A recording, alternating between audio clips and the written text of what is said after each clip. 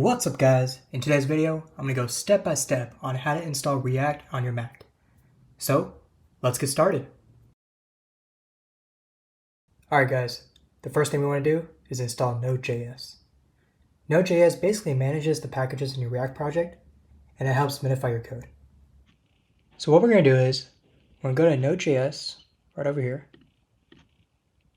and install the LTS version, which is recommended for most users on macOS. And once you do that, you're going to see this .pkg file that pops up. You want to open that up and just install the defaults for that. Now that we have Node.js installed, we need to download Visual Studio Code. Visual Studio Code is a powerful open source code editor that allows you to write and debug code in a multitude of programming languages.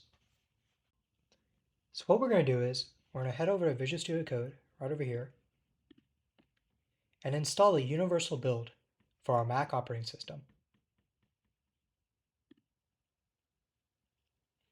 And once we do that, you're going to see a zip file right here. You want to open that zip file up and drag the Visual Studio Code application to the application folder in the Finder menu. Now that we have Node.js and Visual Studio Code installed, we are ready to create our React application.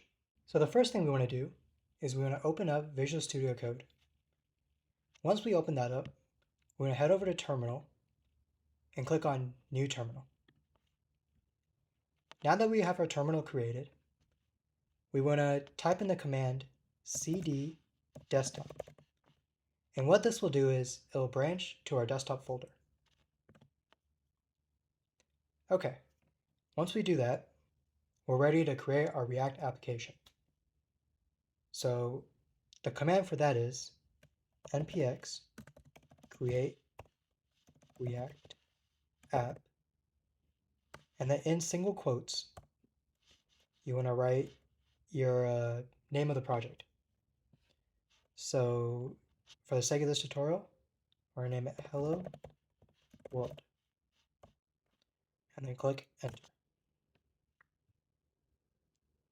So now it's creating our React app. Now once your React app is created, you should see a message that says Happy Hacking right over here.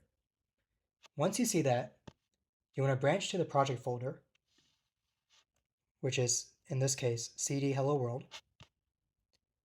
and then you want to type in npm start. And what this does is, it'll open up your development server. So if I click enter, it starts my development server, and there we go. We have a working React app.